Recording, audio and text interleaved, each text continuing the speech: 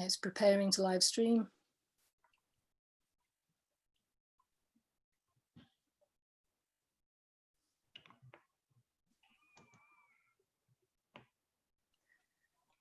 And we are live. Okay. It's preparing to Right. live stream. Thank you very much. Welcome everyone to this meeting of the executive, and welcome everyone who is joining us from outside the chamber. And we are live. Okay. Item one, Rachel. Item one. Any apologies for absence? Thank you, Chairman. There are no apologies at the moment. Okay. Thank you.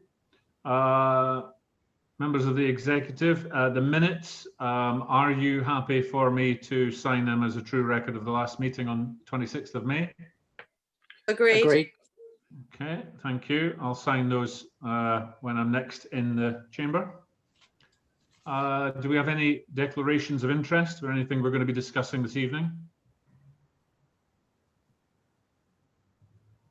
Nope. Okay. Item 4, questions by members. Are there any questions for the leader or portfolio holders? Okay. All right, I'm not seeing anything, I'm not hearing anything, so we'll take that as a no. Okay, item 5. We're going to be discussing ending the suspension of parking charges in Camberley Town Centre and the introduction of low-paid workers season ticket. Colin, can you take us through that, please?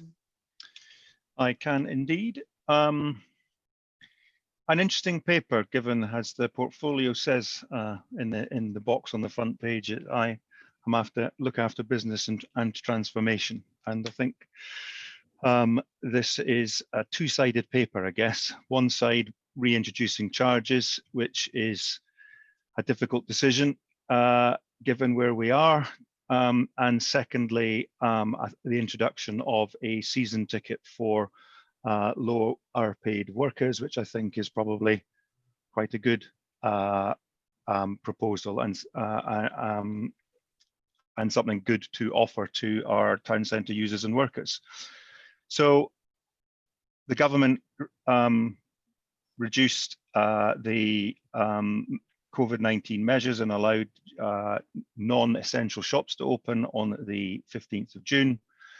And the proposal in this paper is to reintroduce 1 month later, or exactly 4 weeks later, on the 13th of July, car parking charges, notably only in the town centre car park. The car parks around the rest of the borough will remain free.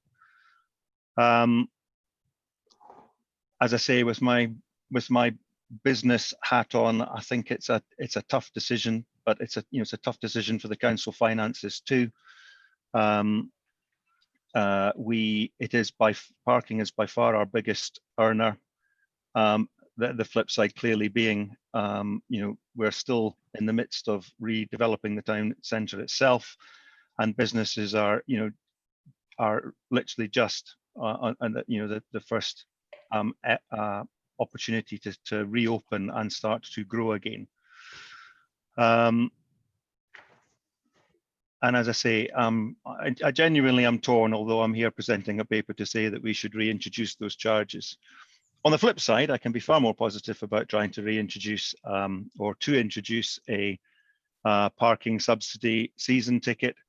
I think it's set at a good price at £10 per month for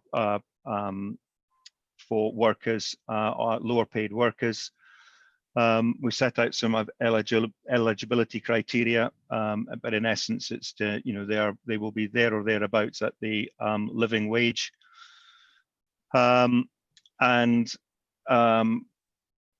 we would make that available to users for 12 months. We've set a ceiling on the number of season tickets that we'll make available, but again, I'm quite happy to review that if there's a phenomenal uptake. Those season ticket parking spots will only be in Knoll Road car park, and at the moment, as I've said, that will remain free anyway. It will probably take us some while to get that system up and running though. So I guess there you have it. The recommendation is that we reintroduce car parking charges in the town centre multi-storey car park and nowhere else, and that we introduce a parking subsidy season ticket. Happy to take questions. Can I just, sorry, I saw you, David, there. Can I just ask, first of all, I think the paper talks about £4,000 a day. I think that was written by someone with their very rosiest tinted spectacles on. I'm not quite sure what the usage of the car park is just now, but I would imagine we have those figures. Mr. Harrison, put you on the spot. The figure, the £4,000 a day was obviously pre-COVID. That's roughly what we were generating across the car parks before the pandemic. But I'm going to pass on to Eugene because he wrote this report and obviously he's got the detailed knowledge behind all the figures. Right, hello everyone. Yes, so at the moment in Main Square Car Park, last week occupancy peaked at 473, and that was on Friday afternoon. So occupancy is down pre-COVID quite significantly by about 50%. A lot of those people parking in Main Square Car Park will be parking there because it's free. And as soon as charges go on, I expect a lot of those people will leave. We've been doing a survey of the occupancy first thing in the morning and in the evening, just to see if we can see what the level of commuters are. So at 9:30 in the morning, we've got about 250 people in the car park. And at midday, it rises to an average of 300, 380. And in the afternoon, it's around about 380 still. So it suggests we've got about 120, 130 shoppers using our car parks throughout the day. So it is significantly down on pre-COVID. Knoll Road car park opened on Monday, and again that's almost empty because very few people are using it. And again, that was commuter car park primarily, and the commuters haven't come back to town yet. Yeah, okay, thank you. David Mansfield. Thank you, Mr. Chairman. Yes, I agree with Councillor Dugan. I recognise that this is a tough decision. However, you know, we need to get back into business, and I think this is part of that decision. My only question, two points really. Can we just confirm that when other town centres, most notably, for instance, Woking, do we know when they're, question number one, introducing their charges? And also just another point, as regards looking through the paper, sorry, I've lost my page. On page 13, item 2.10, where we're talking about local authorities to give NHS carers, NHS staff and carers free parking. It says it's going to be the carers and the NHS workers have got to sort of email in. Well, it's always quite difficult to know when you're going to go shopping and things like this. And I just wondered whether we could adopt a policy whereby we actually issue some sort of a badge that they can put on their car that's got a month to run, as it were, for the time that, you know, to save them, and also any employees' time with the council, keep having to sort of, you know, feed out these emails and do passes and things. It just seemed a bit rather complicated system to have. So I don't know whether that's been thought through. So two things basically: when are the other car parking local areas starting up charges, and also just item whether we can have a look at or discuss item 2.10 on page 13. Thank you, Mr. Chairman.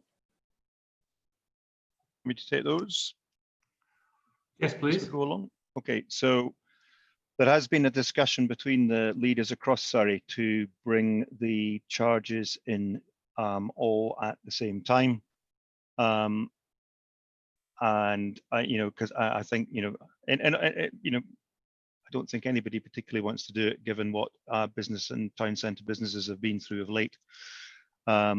At the same time, so everybody wants to be last, which makes it quite difficult to reintroduce car parking charges. So I suspect that the preference will all be to go together.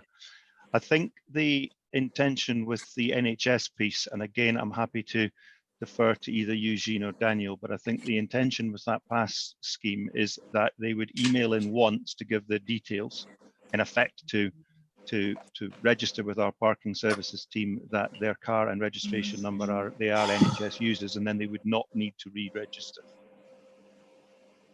Feel free to correct me, Daniel, Eugene. I think the NHS one is separate. It's obviously Eugene's mentioned that in his report, but their scheme is separate. And correct me if I'm wrong, Eugene, but they have a system for downloading their own permit. Is that correct? Yeah, so yeah, for our multi-stories, it's an electronic system. So we would ask people to email us in. The scheme that's been set up by the government is NHS workers email in using their NHS email. That validates them as genuine NHS workers. And once they've emailed us at Parking Services, we can put them on the permit system on the Fusion ANPR system, and that will then allow them free entry and exit, and we'll limit them to Knoll Road car park. Well, we can limit Knoll Road or Main Square, depends on, it doesn't really matter. But as soon as we put them on the system, they can then come and go as they please. Carers, the information has to come from their employer so that we can have some way of validating anybody who's claiming to be a carer. So again, we'll ask the employers to email us at Parking Services. We will then put those details on our ANPR system, and then that will allow people to come in and out as they go. For our, as and when parking charges are brought into our pay and display car parks, there is a permit that people can download from the .gov website. Again, there's no security in that. So again, it is on faith. If we believe that it is being abused, then we can always go and introduce our own permit. Okay, thank you. Yeah, so it's a one-off. It's a one-off application in effect then to register, and then you're registered into the system, and they'll be able to use it on an ad hoc basis thereafter. Eugene, is that correct? Yeah, that's correct. Yeah, thank you. Sorry, Josephine, I just saw your hand go up, and I saw Sharon as well. So Josephine and Sharon. Thank you. I can see where it's coming from to instigate the car park charging again, but I don't personally, I don't feel comfortable with it. I occasionally go into Camberley. I went in today, and there are some people there, but I think people are still nervous about shopping, and I think putting the car parking charges, reinstating them, I think it wouldn't help things at all. I think we need to encourage people to come into Camberley, and if they suddenly decide, oh, I'll just come in for an hour or half an hour or something, then I think that is what we need to do. And I think it will totally put people off by having car park charges now. We've got to get the confidence back of the population that it is okay to come out. You've got to take care, you've got to be safe, but it is okay to come out. And I think it will help to encourage people. So I'm not comfortable with reinstating the charges at all. Thank you. Okay, I see that. Okay, Sharon. Thank you. I just want to clarify, when we talk about carers, are we talking about care workers, which is what it sounds like, as you're talking about employers? Because we need to get the language right here. A care worker is employed to look after somebody, whereas a carer is not employed. They're usually a friend or relative.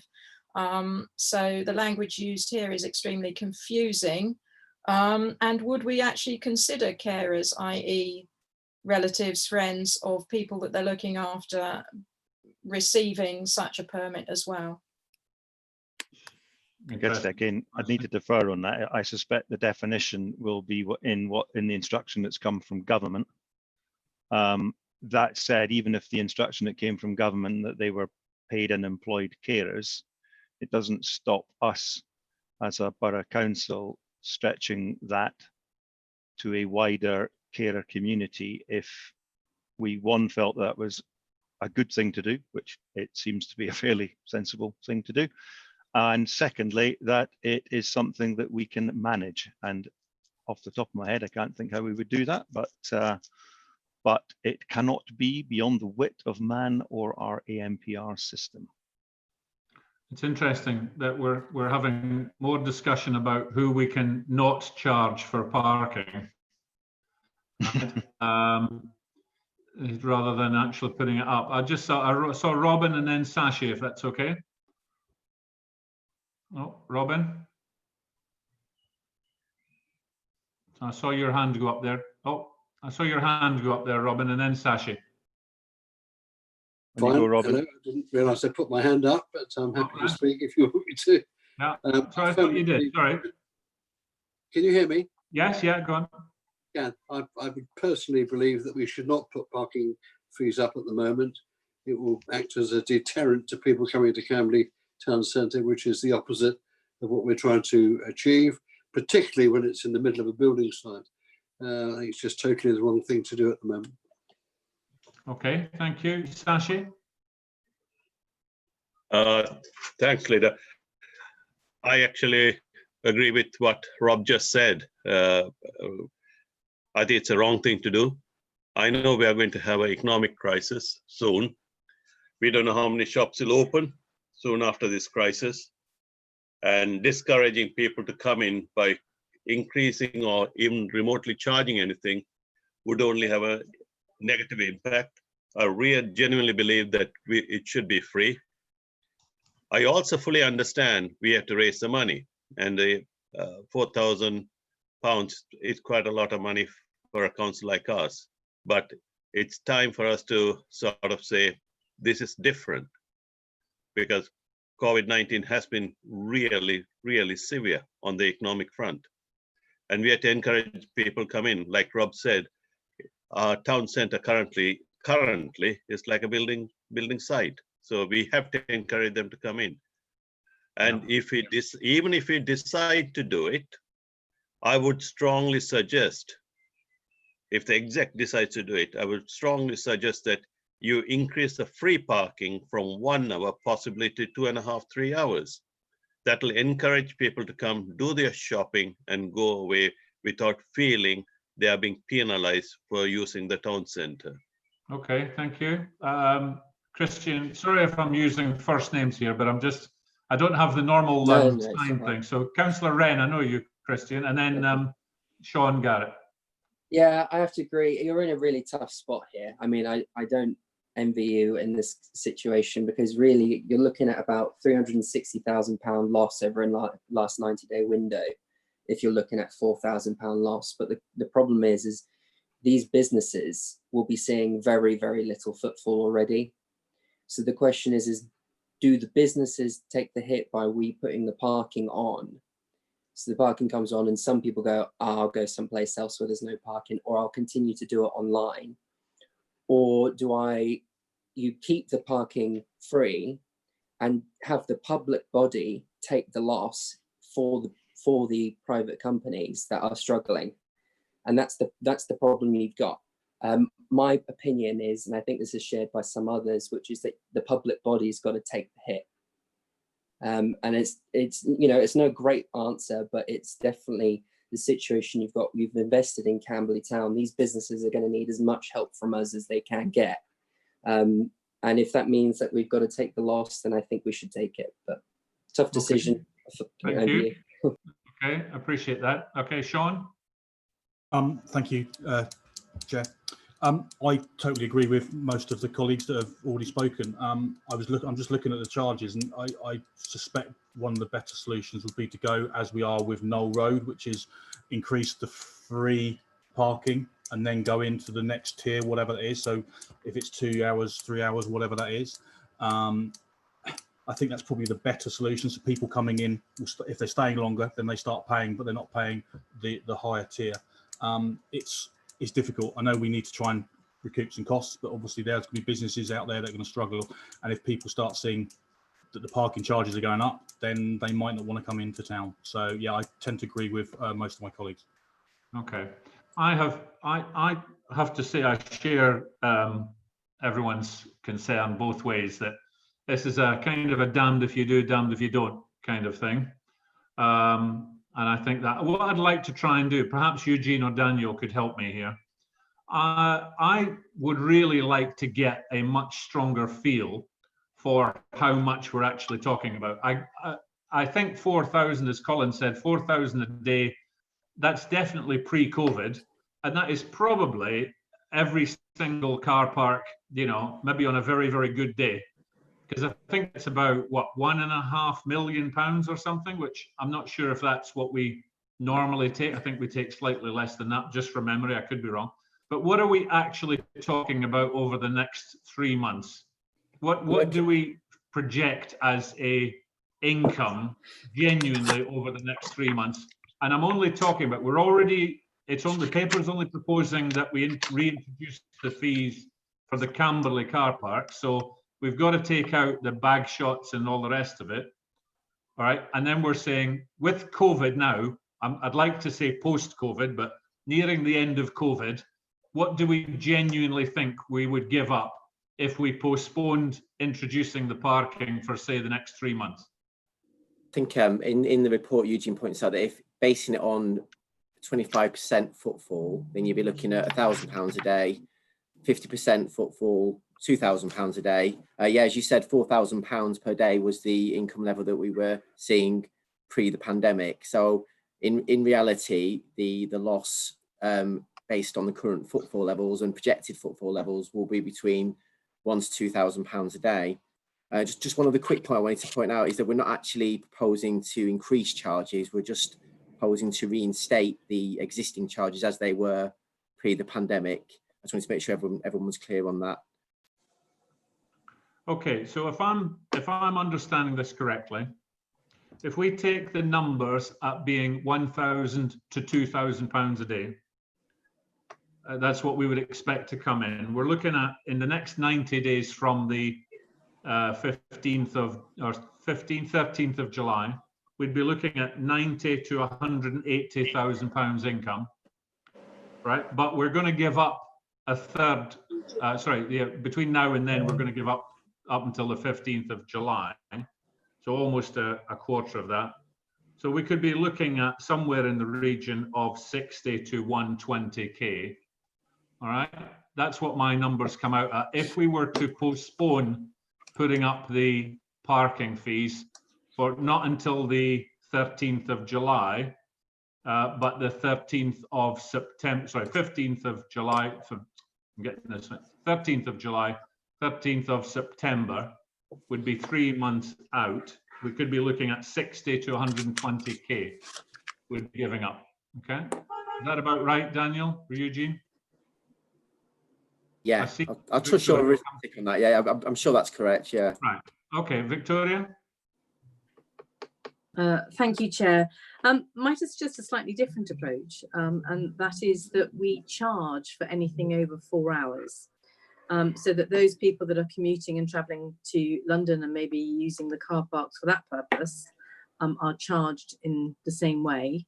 But those people that are actually going to promote our town centre and spend money, hopefully, with our shops, are encouraged to come in for nothing, and that would give us some income, and also have the effect of encouraging people to come to Camberley Town Centre, based, I think, on the comments that other people have made about it being a bit of a building site at the moment, and not necessarily being the most glamorous place to come to currently. It would seem like a good compromise agreement, and I think Councillor Bates has actually had his hand up for a very long time, just to mention that as well. All right. Well, I'll go back to my initial point. Councillor Bates isn't actually on my screen. He's interestingly, he's fallen in the other group. That's unusual for Rodney. Rodney, come on if you've got your hand up. Yeah, thank you. I didn't want to interrupt anybody, and so that was why I was being quiet. So thank you, Victoria, for that. As usual, I have a different view, although it's actually quite similar to that which has just been heard. I would have no issue about putting parking charges as of the 13th of July. Although I think there is a good argument for saying about it free for 2 hours or 3 hours. But I think we get into a bit of a myth sometimes about what this money is. It isn't actually a wide pot of money that is just the council's. It's actually public money, and it's money that will not therefore be available for discretionary services at a later stage. And we have to understand the council finance at the moment are pretty terrible. Bluntly, it's not just us; it's every local authority around the country, and I know businesses as well. But we will have to make some very difficult decisions later this year regarding discretionary services. And to me, I don't think at the moment this is one. This would be money that would then not be available for those decisions later on. And I'm very clear that I think it does come down to priorities, and this to me is less of a priority than some of those services. So I'd rather get some money in now, albeit less than before, than have no money at all. And I certainly wouldn't agree with the idea of having no car parking charges until September. The government's there very clear, they want business to go back to normal, as far as normal can be. And I think we should be beginning to do that. Whether we agree with that or not, that is the government's position. I just wanted to raise a practical issue regarding NHS workers. And Victoria might know more than me, but are we absolutely sure that every NHS worker does actually have an email address? I'm thinking, for example, about porters and cleaners and people at that level.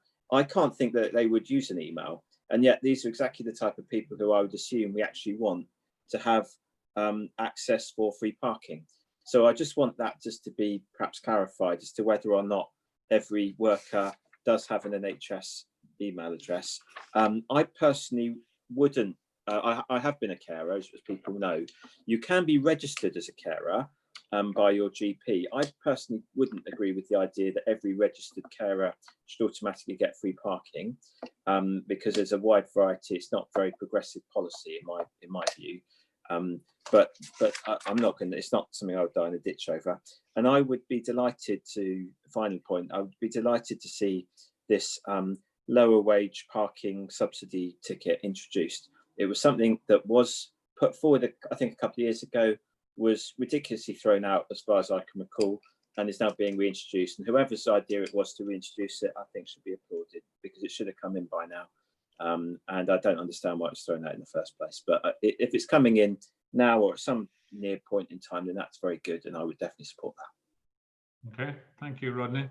And I just say the counter argument to your very good point about, we're supposed to get back up and running, and that the money that's coming in from it will be given to us in order to use for discretionary services. The flip side of that, of course, is that businesses in the town, Camberley, where we're talking about introducing the parking, they pay into the coffers as well. And so there's an argument for helping the businesses to get back on their feet, and therefore continue to pay the business rates of which we get a chunk. So I think there's a real damned if you do, damned if you don't here. Can I take Daniel and then Christian, please? Yeah, it's just another quick point of clarification on the comments that have been made, and I perfectly understand these comments about extending the free period.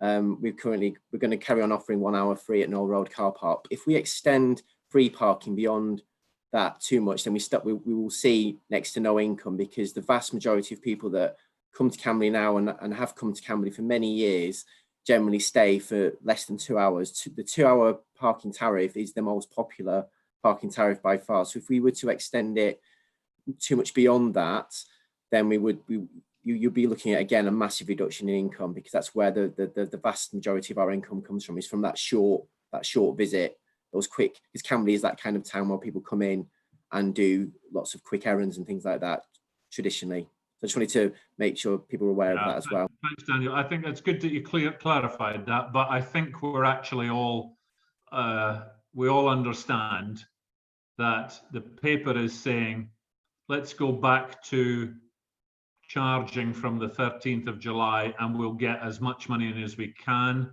The downside being, will that have an effect on footfall? I know there's different opinions on that, but the gut instinct is, of course, it will affect footfall, and maybe being free could positively affect it. But the flip side is, if there's any kind of reduction above 2 hours, or like taking Victoria's idea about 4 hours, which I think has got a lot of merit, then you're going to see whatever our income is going to be, it's going to drop by 90%, which is almost the same as saying we'll postpone out a bit further and have a review in a later date. So, okay, Christian. Well, maybe there's sorry, sorry, if I may, there's maybe a compromise in here that we increase the amount of free parking in No Road. What was the shift to No Road, Daniel, when we introduced 1 hour free parking because of the work in the town centre? And I'm kind of thinking that if you really want to be close to the shops and you can't be bothered to walk from No Road, then you can choose to pay on charges reintroduced on the 13th of July. And if you want to save yourself a couple of quid, because it's £2.40, isn't it, for £2.80, £1.80 for 2 hours, then you can drive yourself along to Knoll Road and walk. What is the shift that we saw when we introduced 1 hour, Daniel? Pre-COVID, actually, and I'll let Eugene just pick up on this actually, because he knows the facts better than I do. But I know there was actually a shift towards more people parking for up to 1 hour in Main Square. Is that correct, Eugene? Yeah, when we closed the parking on the high street, we saw an increase in Knoll Road of about 800 vehicles a week. And we also saw an increase in Main Square of about 800 vehicles a week. So not everybody chose to park for free. People chose to park in Main Square because of the convenience. Yeah. And again, you know, at the end of the day, the point I'm making is that's a choice. As long as we're able to, you know, if we're deciding to be more generous insofar as introducing something like a 4 hour period to discourage commuters, not that I think very many people are commuting right now, then we may choose to do that only in Knoll Road and reintroduce in Main Square as suggested. Just an idea. What do you think of that, Daniel? That the idea that if we give free parking, say we pushed out free parking in Knoll Road for 2 months, so an extra 2 months, so 15th of September, but we introduced the parking in Main Square. What do you think? That would, well, I mean, I think it would be in terms of affecting the council's finances in terms of that short-term income, it would have less of a negative impact than not bringing the charges back at all. And we're seeing, as Eugene pointed out earlier, we've seen a slow return to normal. But Eugene's beckoning to me across the hall, so I'm just going to let him take over. Hold on 1 second.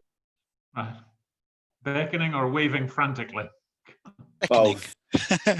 No, so at Knoll Road, last year we took £160,000 in permits for commuters. We've sold just over £100,000 this year because a couple of our customers have bought, because the shutdown happened just before year end. So a couple of our customers bought a lot of permits, and we've told them that we'll just extend them at the end to make up for the free parking. If we're to bring in 4 hours free in Knoll Road, then that would allow anybody who needs to shop.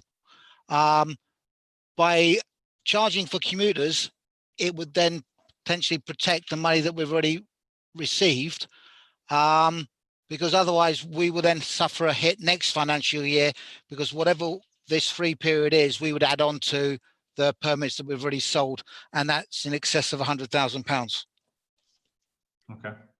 Okay.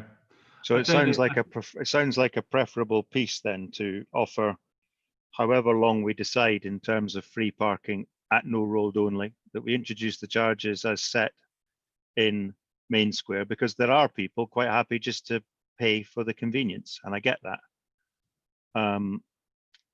And by doing that, we don't impact your season tickets that you've just mentioned. Okay.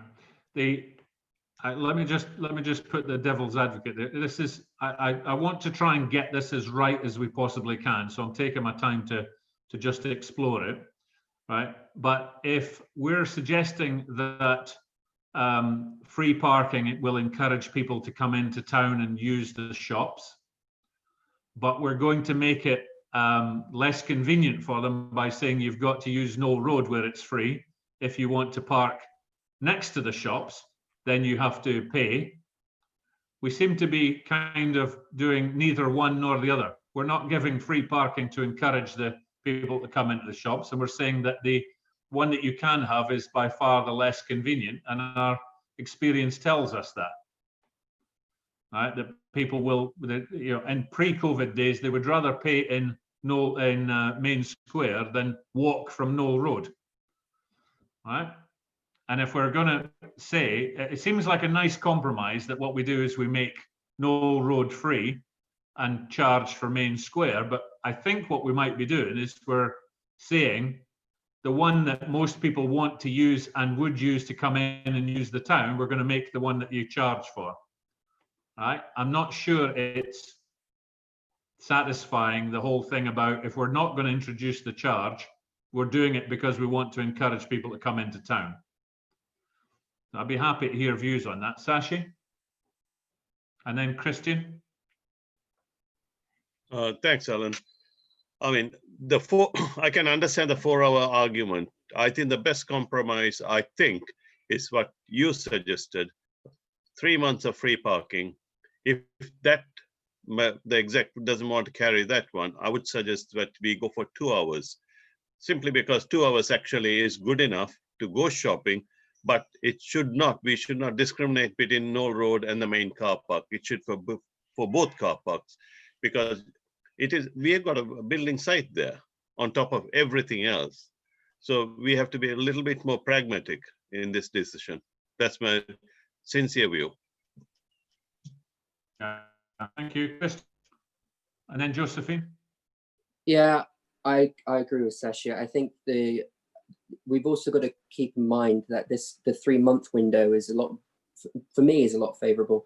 But you also got to think, if there is a second wave and there is additional lockdowns that have to be implemented during the winter period, which could potentially cause a bigger risk, those businesses will only have a 3-month window during the summer where football's at its best to enjoy some sort of growth. If then, hopefully not, but if then there's a worst case scenario in the winter and those businesses have to close again, will they be able to sustain? So it's about, do we help them out as much as we can during the window we know we can, or if we miss this step and businesses suffer, we lose out on business business earnings that we get from them, business rates. So that's my opinion. Yeah, okay. Let's see, so I saw a hand up just for a second. It's me. Josephine and then Robin. Thank you. Okay, Camberley is a bit, I wouldn't say it was a building, so it is definitely improving. I went in today and there are sections, so you can now get across to Robert Dyer's, which I believe is open on Monday. A lot of the shops you can get to now that you couldn't get to before. Beforehand, you used to have to go to either one end of the high street or the other, which I think did concern people. It concerned me having a narrow footpath to go along, but now it is much, much wider, and you can get to more shops. And I don't know why there would be a problem. I would have thought people would have been okay with parking in Knoll Road. The only thing is you can't get along by the side of Barclays Bank. You can't use that cut through there, but you can get along further. I can't remember what the pathway is. You can either get along sort of opposite where the Halifax is, or there's another cut through, which is sort of opposite Robert Dyer. You can cut through there. And I wouldn't have thought, yeah, people are lazy. I'm lazy. If I can park now, I will do. But I don't see a problem. I think if we can offer more free parking in Knoll Road for an extended time, I would go with that and have charges. If people want to park nearer, then have charges in Main Square. I think that's quite a good idea to do, but do the extended time in Knoll Road for at least 2 hours. That gives people time to park, to shop, maybe have a coffee and something. And then as we go further through, with restaurants opening a little later on, when people got more confidence, then I think we do the town square, to reinstate the ones in Knoll Road as well. Thank you. Okay, Robin, you've got a lot of background in retail. What do you think? Yeah, I think we're all underestimating the impact of this coronavirus on retail. I think it's going to be a very, very tough area over the next few months. And we're not alone. We're surrounded by other shopping centres and thousands of other shops. And we've got to somehow make Camberley a more attractive destination. It's been run down the last few years. being in the middle of a building site is not helping it at the moment. And we've got to think a little bit out of the box, I think. And free parking, I accept maybe 3 hours is enough. We don't want to encourage, commuters to use it for free, but say a 3-hour slot is enough for most people to go shopping, would definitely help make the town centre more attractive to more people. I think probably half of people in Camberley don't go near Camberley town centre already. So by doing what we're proposing to do here, we make it even less attractive. So I think, we definitely should do something on this until that building work is complete. When the whole centre is more attractive and it's buzzing a bit more, then you can start reintroducing the parking charges. Robin, I can see Christian nodding away vigorously there. I'm with you on doing something more for the retailers. I'm not on board with only putting up parking when the high street is finished. We're talking about that being finished hopefully before Christmas.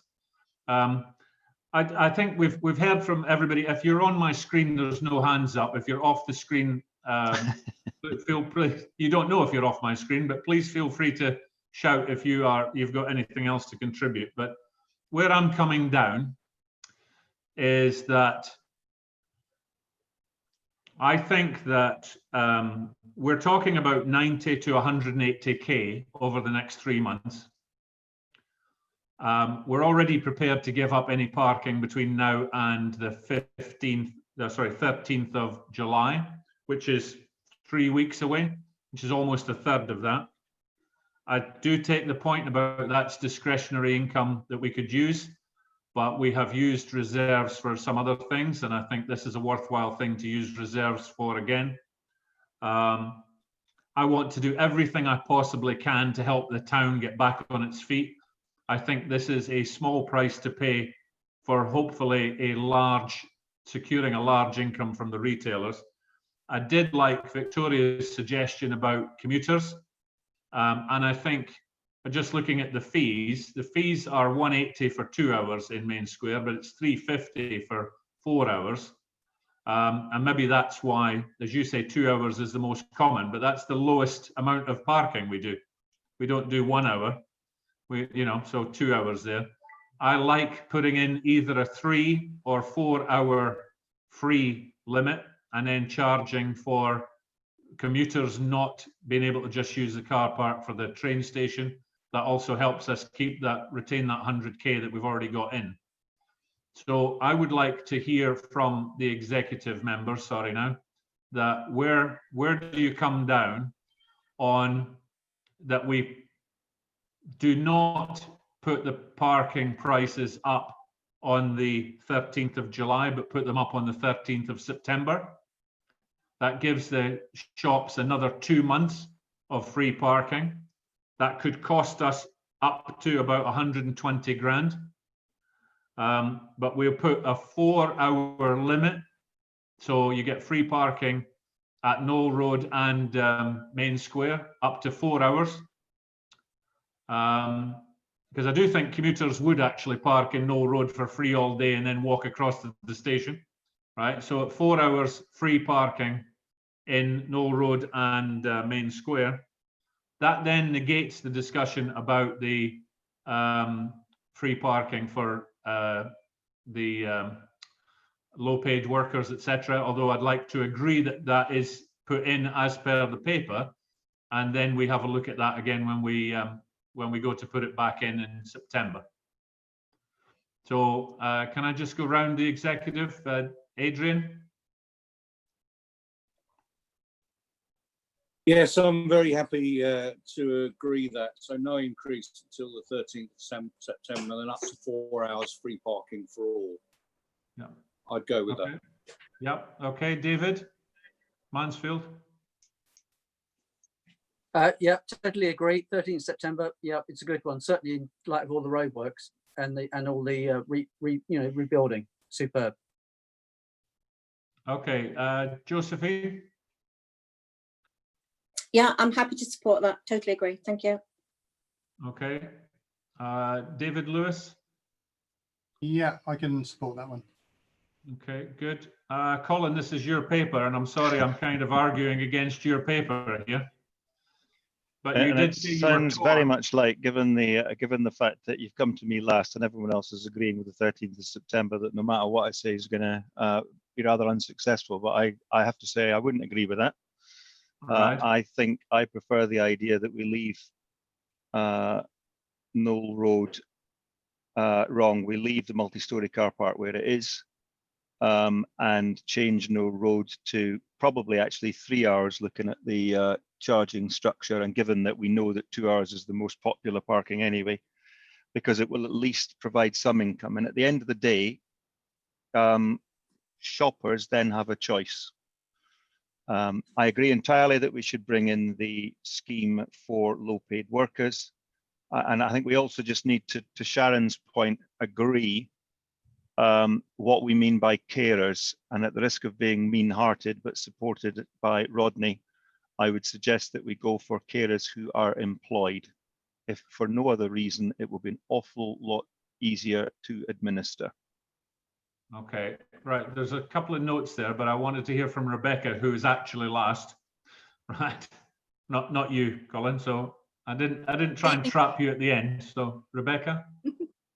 Evening, Mr. Chairman. Yes, I'm in agreement with not with Colin, but with my other executive team members, that I think we should go for a revision until the 13th of September and include 4 hours free parking in both car parks. I think we need to support our community and support the businesses whilst this pandemic's going on. And that's my perspective.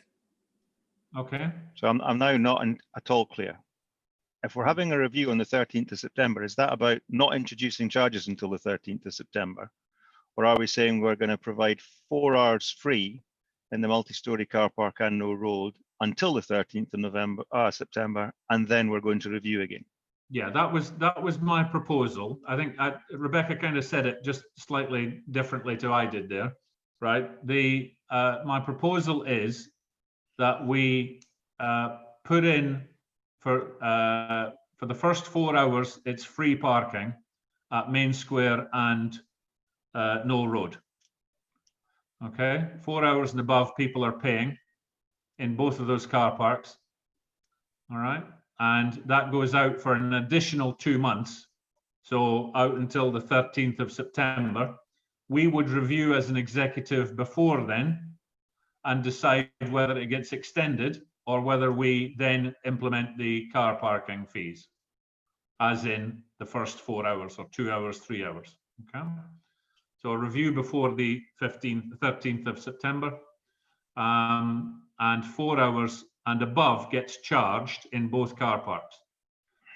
Also, we're in agreement that the season ticket, I don't think anybody has argued against the season ticket, right? And that's actually important, because if we say that 4 hours parking for low-paid workers is agreed, then we're also charging for 4 hours and above, which means then that this is for workers coming into the town, right?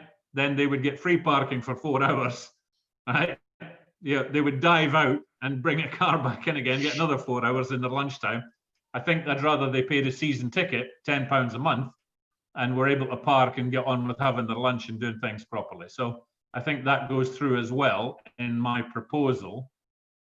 All right, Daniel, are there any, I know you don't like the answers that you're getting, but are there any questions that are left open that you don't know where we stand if I propose that to the executive? I'm not saying I don't like the answers. I mean, obviously you're elected members. I'm your humble servant in this case. I just want to check with Eugene the logistics around changing the free period to 4 hours. Isn't anything that we've missed, have we? Just in terms of technicalities, I don't want to be, we have to bring back at some point later. The first point will be a legal matter, where we probably have to go out and put a notice of variation to give the free parking in both. Second one, logistically, I need to speak with New Park, who do all our software, and get them to program the tariffs into the machines, and there'll be a lead time in that.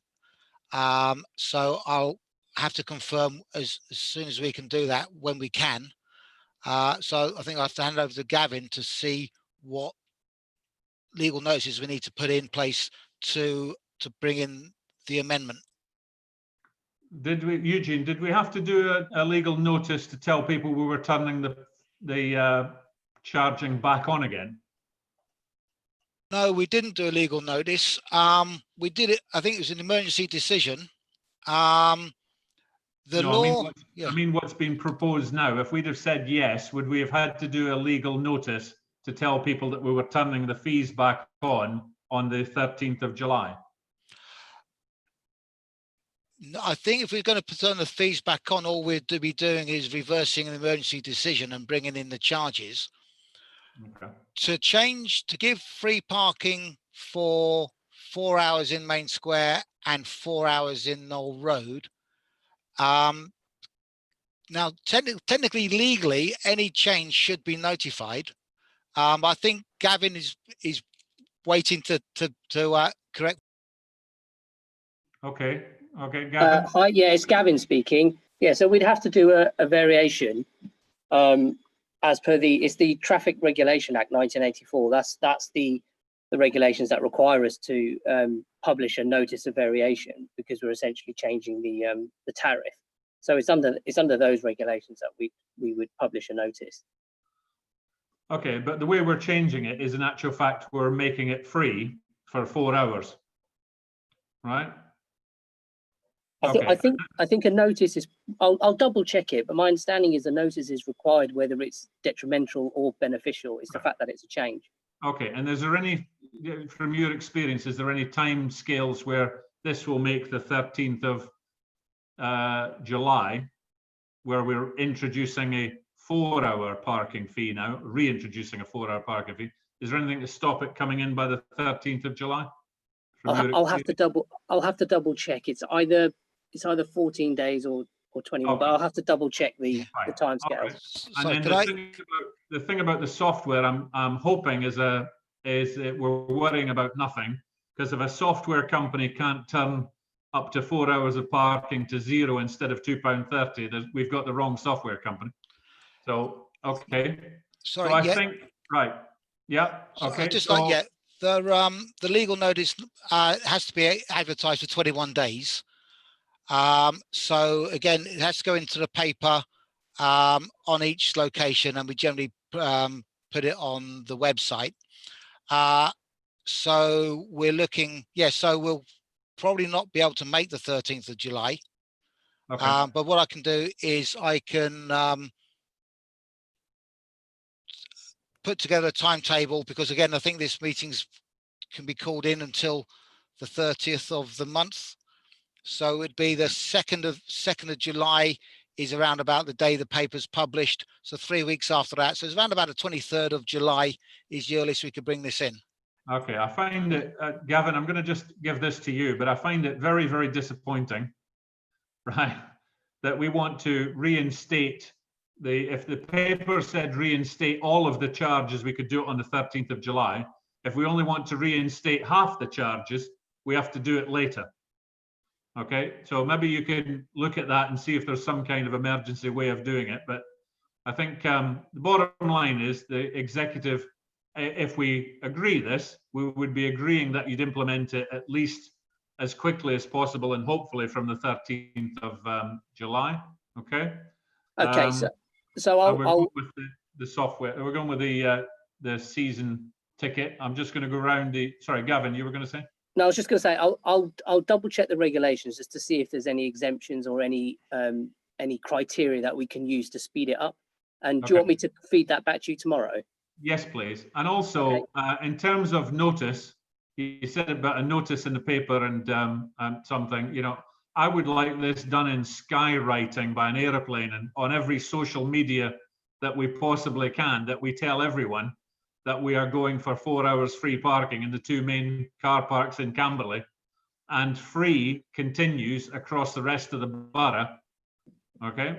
And if you could put a tagline, so don't go shopping anywhere else, that would be great. Okay. Okay. That's the reason we would do this if I get. So I'm putting that proposal to the executive. All right.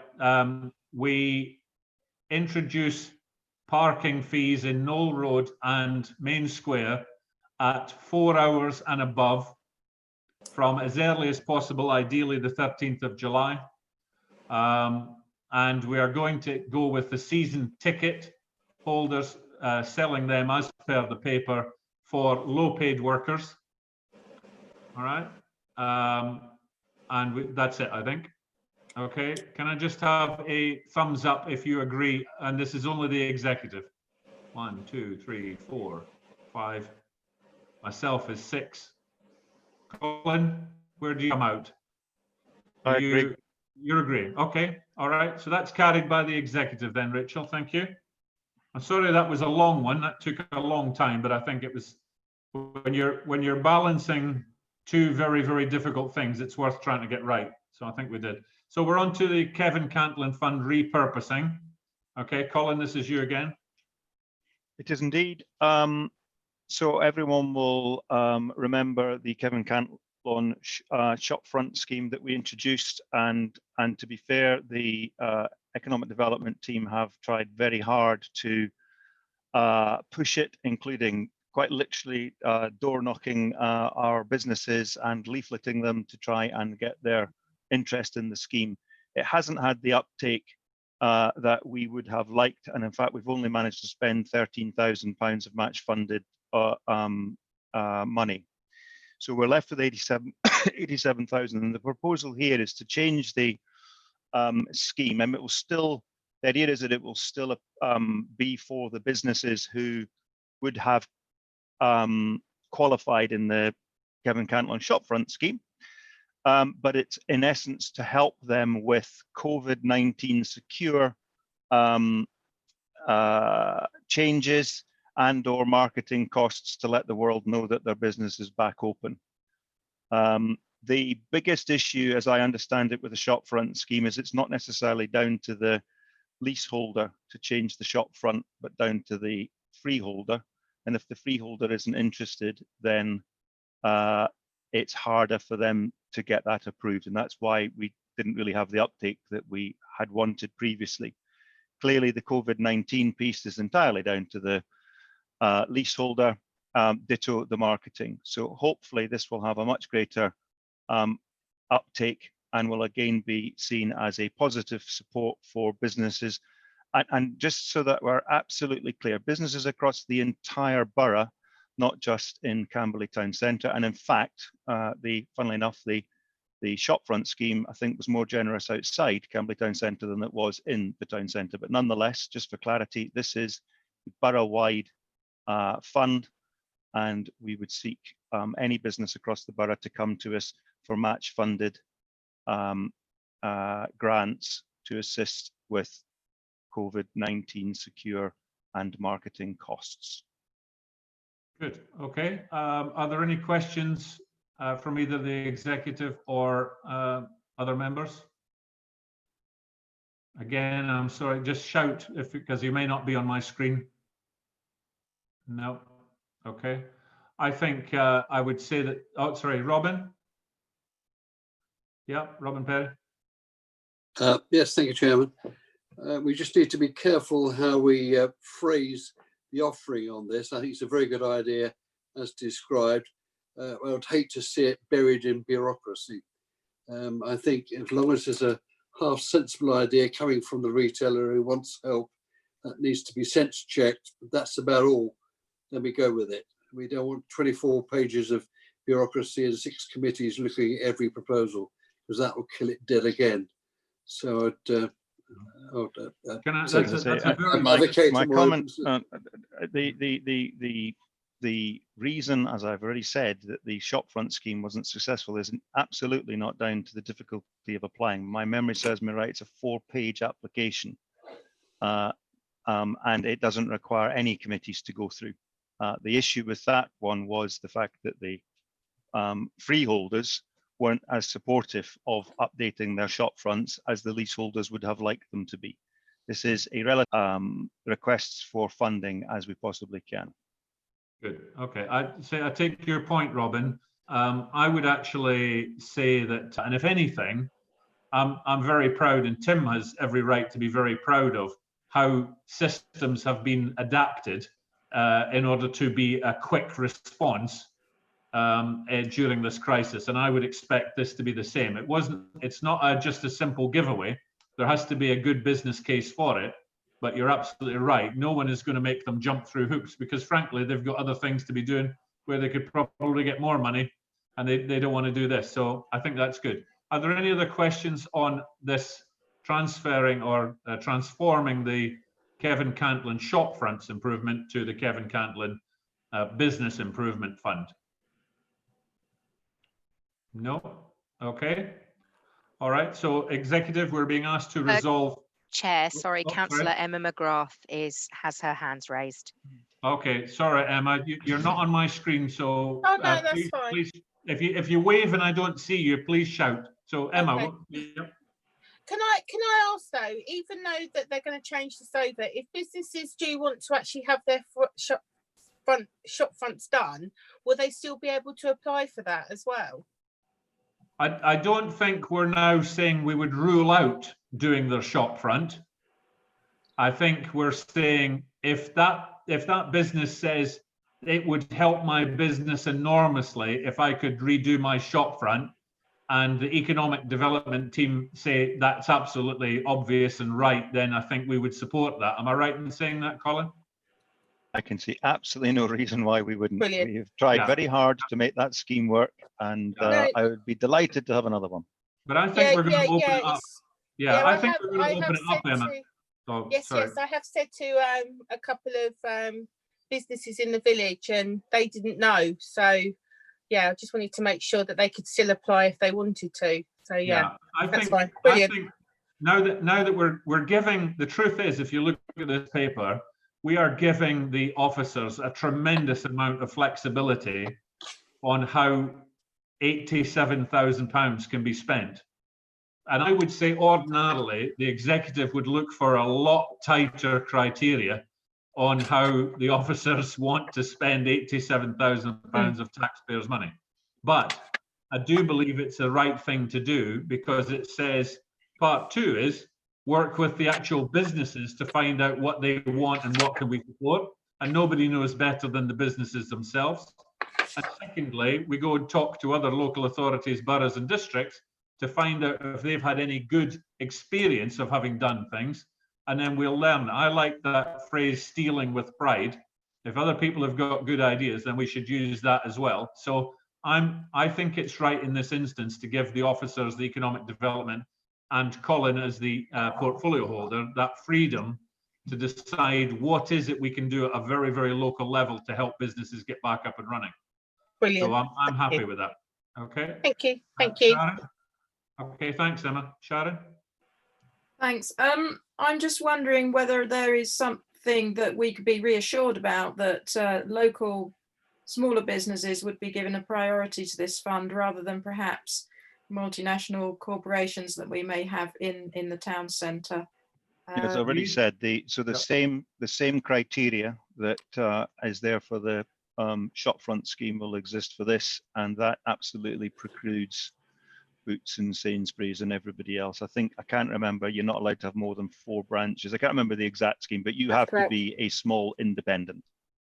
And the other thing, to be honest, Sharon, is if we've got a choice, if I'm hoping this money goes quickly, right? But if we've got a choice between I'm not going to say Boots because they're excluded, but a very large company that wants to do something fairly minor, and several small companies that will make a big change to them, I know where economic development are going to be looking. So, okay, so I'd like to bring this conversation to a close of the discussion. So we're being asked to resolve that small 1, 2, 3, and 4 on your page 21. All right, we changed the Kevin Cantlin Shopfront scheme to the new business support scheme. We work with the businesses, we work with local authorities to find out what they've done, and the authority to spend the fund is delegated to the acting chief exec in consultation with the business and transformation portfolio holder. So executive members, all in agreement, thumbs up, please. Agreed. Okay, any thumbs down? No, okay, that's unanimous. Thank you. Okay, item 7, the EM3 LEP bid for funding. Okay, Now, I don't have, where are we? It's, oh, here we are. Colin, Business and Transformation, this is you. Yep. So this is another quite rushed thing. I mean, I guess understandably, given the situation where government have come out. I hadn't heard the expression before, but apparently they're looking for shovel-ready projects for bids into their supporting town centre fund that they announced some weeks ago. Money was dished out to the various LEPs. The LEP came to us, I think gave the Economic Development team 48 hours to put a proposal together. For those that remember our 5G paper, if you have read the expression of interest that we submitted, you may note one or two paragraphs that are very similar, because we have taken a small subset of that 5G project, which is the development of a town centre app, and put that forward as our shovel-ready project. So we are bidding to the LEP for a 250,000, sorry, we're bidding to the LEP for 80,000 for a project worth in total 250,000. And what we're actually asking the exec to sign off is the 10K of capital that we would put in, along with 40,000 of staff costs. That is it. Okay. Questions on this item? Again, shout if you're, just in case I don't see you. Rodney, I see you. Yep. Oh, you see me? I'm on the screen now. Okay, just quickly. Thank you. When we talked about the 5G paper, there was discussion about the need to make sure that members and members of the public were satisfied or reassured on two key points. One of which was around security, and the other in terms of privacy for 5G, and the other was around health issues. And although I personally am satisfied with both of those, there is obviously a large number of people who are not. And I don't recall, I couldn't find it immediately anyway, the information that I thought we were going to get about that to members. So if that could be re-looked at, because I think members do need to be reassured about it, and also to reassure members of the public about it as well. Okay, so you don't get a 5G project for £250,000. This is an app that would run over any data network. So I suspect even if 4G fell over locally, it would run over 2G, because that's what would happen. But it is not going to. There is no element of this that is 5G. This is the development of an app to enable retailers to put, to in effect advertise the stock that they've got, and ultimately the idea is that there'd be the potential then for people to add bits to it to do, push marketing, etc. Okay, I think I read somewhere that is there a lost child facility or something in the I think, if somebody loses a child. I didn't realize that was an option, to be honest. I've looked after mine quite carefully. Yeah, it's a thing that absolutely happens, and the town centre and probably all retailers have some very sharp processes, you'll be glad to hear, to shut down enormously quickly in the event of that happening. I've frankly only ever seen it once in my life, but I remember people being stuck in the shop until they could be allowed to leave, so they could find so that they could not be leaving with a lost child. So if this enables that piece of information to get wider so that there's a greater number of eyes looking for a lost child, then that would be a very good thing. Okay. All right, and I take your point, Rodney. I agree with Colin. I don't think there's any elements of in terms of security, data, etc. But we will just get that confirmed so that we're absolutely 100% certain. Okay. I've got a couple. Oh, Robin.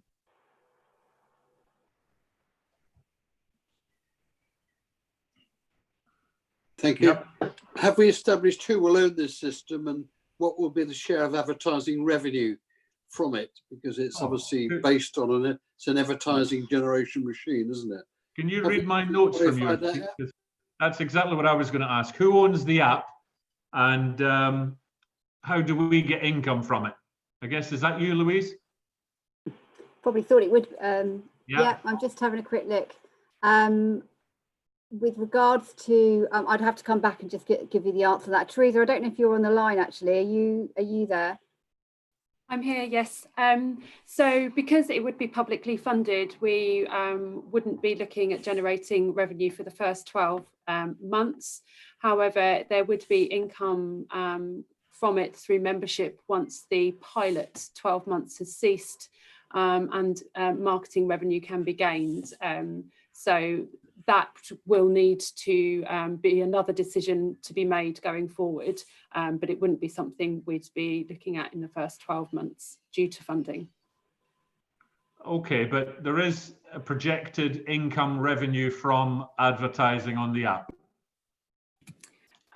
Yes, but we have to be mindful that it's publicly funded, so we just have to make sure that that's how we do it is managed. So it would be quite minimal for the first 12 months. I don't mind if it's minimal while it's in the thing. I'm just looking for, yes, there will be some income from this. Yes, there will be income from this. Yes, there will. And who owns the app? We'll be purchasing it as the council, and it'll be a partnership going forward for the 12 months, and then it'll be ours. Right, good. Okay. And do we have any liability if there's anything that goes wrong, maybe in terms of getting back to Rodney's idea, data leak, or it doesn't function and people have paid for the service? That will be worked out with our partners, and Alibaba being the platform provider. So this is a tried and tested product across Asia. So it's not being developed and brand new for us. It's just a pilot in the UK that they haven't been able to do before. Okay, well, we'll leave alone that then 250 grand for an app that already exists is a bit on the high side. Okay, and just finally, sorry, before I go to you, Sashi, this is going to be borough-wide. This is not a Camberley only thing. This is borough-wide, yes? Yeah, this is borough-wide, and it's not just targeted at retailers either. Any businesses with a desire to contact their customers in a different way, it can benefit them. Okay, great. Thank you, Teresa. Okay, Sashi. Thanks, Alan. I just want to understand, I want to understand Montague Evans' role in it, because they are putting in 30,000 contribution, and having read on page 20, the last paragraph, it's not very clear what this 30,000, how they're going to contribute into the picture, and what is their role in this whole thing? I think that's their role as town centre manager, isn't it, Teresa? Yes, so it's to support us in getting the businesses to take the app on and use it. So it's more of a benefit in kind. So through these particular bids, we have to put a request in. We have to sort of give details of the whole cost of the project, not just capital, but also the cost to all the different organisations that need to participate with staff time. Okay, Sasha, do you want to come back on that? Yes, please. You're talking about the staff time. Would they have a specific staff, or are they employing an additional person? And if they're employing it, are they employing it locally, or is it coming from their national network? Have you got any sort of an indication as to how Montague is actually going to give? Have they given it in writing to us? We're still in discussions. Obviously, this was brought forward really, really quickly, so we're coming up with the finer details. But we are in discussions about getting in an apprentice to work with them and us to deliver this and other things. So it's part of an ongoing discussion with them as to what they'll exactly be doing. Like I say, it was brought around really, really quickly, so we've just got to put the finer details together. In all honesty, Sashi, I'm looking at 30 grand. Okay, if that was in £20 notes on a table, it would look like a lot of money. But you know as well as I do, £30,000 worth of contribution from a company like Montague Evans is somebody part-time. Okay, but as Teresa said, that's all going to be nailed down. What we're being asked here, slightly back to front, is that would we support the bid going in? Right, when in actual fact the bid has already gone in because they had to get the deadline in. So we're really being asked, if they get the successful bid, do we support it? And would we then move forward with that? And would we recommend to full council the capital programme be amended by £10,000 for the council's contribution? Okay, so I'm going to put that to the executive now. Are we in agreement with the recommendation as laid out 1, 2, and the recommendation to full council?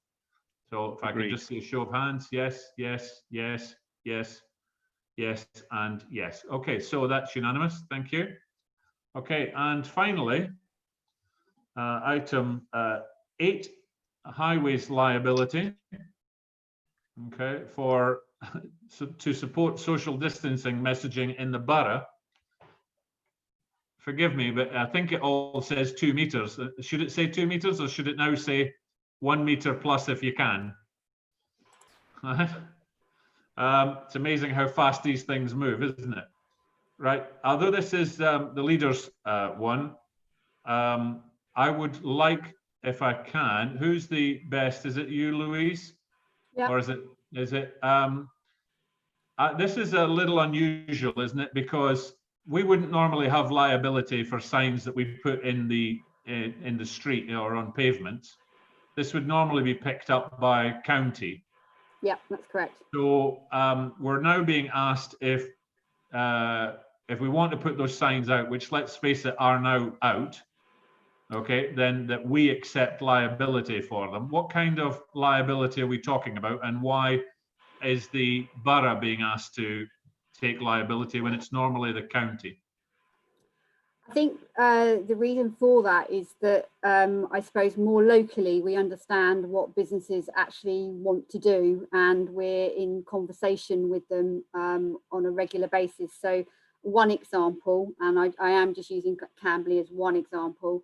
So we would talk to the bid, and you would perhaps talk to the atrium, Park Street, for example, on whether or not you would want to put markings on the street to sort of help ensure that the queuing system doesn't overlap or interfere with other retailers. And it was felt that the county wasn't prepared to take that liability. And there was initially, we were actually being told that no one would be able to put the markings on the highways in any way. And this was just their way of conceding, I suppose, to allow the necessary markings to actually take place. And it's asking that we take that liability, and where we can, where we've got those connections, that we understand what businesses are actually doing before they then go ahead and make the markings that they are. Yeah, okay. That I guess that's fine for why the signage and things got put out. I'm just really looking for why are we being asked to pick up the liability? Maybe Gavin, this is maybe more your area, it's legal, but why are we being asked to pick up liability for something that normally county would pick up? The arrangement with county is that the council's insurance should cover it. That's what they believe to be the case. So our public liability insurance is in place anyway. But my view when we were reviewing the report was that we should check with our insurers that that is the case, and check whether we need to, whether there's a need for any additional cover, just in case our insurance doesn't cover what we're doing. But I think from county's perspective, this is something that the council wanted to do, along with other district councils. My understanding is they were originally reluctant to agree to this, but they only agreed to it on the basis that the boroughs and districts would take on the risk. Okay. Maybe I'm not wording the question correctly. That's all right. Sorry, Let me try one more time. Yeah, let Jenny speak. Okay, Jenny, please do. I've had quite a lot of conversation with the county about the social distancing measures. The county council will not agree to any social distancing measures that involve putting stickers or anything like that onto the highway. They will not agree to that. And therefore their position is that if borough councils want to do that, then borough councils need to take on the entire responsibility for any risks either to the public or damage to highway surfaces that might occur. They will not do it, and we've had that in writing. And the only way we can proceed, therefore, if we want to do this, is that we as the Borough Council pick up the highway and public liabilities that might arise from those stickers, because the County Council will not do it. Now, my understanding is if we're talking about, say, A-frame signs and post signs, you know, stay left, keep 2 meters apart, one way, you know, walk this way, not that way kind of thing. So normal COVID-19 type signage that goes on the street in order to help protect people's health and safety. And we must be doing it along with every other borough in the country, let alone Surrey. Right? Now, if we were doing something, oh, that's interesting. Okay. No, as far as I know, there's only ourselves and Reigate and Banstead who have asked to be allowed to do this. I'm not aware that any other Surrey district so far has gone against county advice. What, and put them up? So no one else. Other boroughs have said, if you're not wanting us to do it, we won't do it. Yes, that's my understanding at the moment. Interesting. Okay. But we're not putting up A-frames, can I just say? Sorry. We're not putting up anything that interferes with social distancing. It's just really about stickers and a few signs on walls. Stickers on the floor, on the pavements and things like that. That's what we're talking about. Okay, so we're not, we might talk slips, but not trips. Okay. Hopefully. Okay, I will come to you, Victoria. I just want to get this nailed down. Right, if we wanted to do this for, say, a car show, right, and we'd applied to the county in order to do this, would the county have said, you can do it, but on your own head be it? Or would they have picked up the liability for the things that we did for a car show? I think it would be, we'd have to pick up the liability. They don't want the stickers on the ground because of the slip-trip hazard, but also because they think the stickers might damage the surface of the road. Which I find a bit tenuous personally, but that's their view. All right. Okay, Victoria, and then Emma, please, and then Rodney. It just, my view is that the government is that we are getting changes in advice from the government. So, for example, if we put the stickers down yesterday, they'd be 2 meters apart. If we were to put them down next week, they'll be 1 meter apart. And by the time we've got sufficient numbers in the town centre for it to be a challenge to be socially distanced, we may well be in a situation whereby we're all in total lockdown. So my view is I'm not sure of the value of it. I think posters reminding people of their own individual responsibility to keep themselves and those around them safe is a great idea. But anything that requires any complexity in changing, given the ever fluid nature of COVID, would seem to me to potentially be a bit of a waste of money. Okay, thank you for that. Emma? Then Robin, then Adrian. Just to say that I actually sent an email to Jenny about stickers and signs on the high street in Camberley. And there is stickers that some of the shops have actually put down and with their A boards that are still out. So when you are trying to get round, you can't anyway. So yeah, so they've some of those shops have put stickers down already outside their shops and their boards for advertising. So it seems one rule for one, another rule for another. Okay, well, that sounds a little bit like maybe an enforcement issue, but in terms of liability, we would not be accepting liability for their stickers. Well, outside one of the shops, just the toy shop, for example, they've put sticky tape on the floor, so you've got 2 meter distancing. So that's still, if that peels up or anything, if anybody trips over that or slips, yeah. But that's not going to be our liability, is what we're discussing just now. So Rodney and then Adrian, and then I'm going to bring it to a close if that's okay. Okay, I must admit, I found the county's position on this quite baffling. And the reason for this, I think to some degree, the leader kind of alluded to some frustration on this. We're talking here about mitigating risks. So we have a coronavirus, which has sadly killed 42,000 people. And in comparison to that, the county, as far as I can tell, are not bothered about that, or at least the highways department.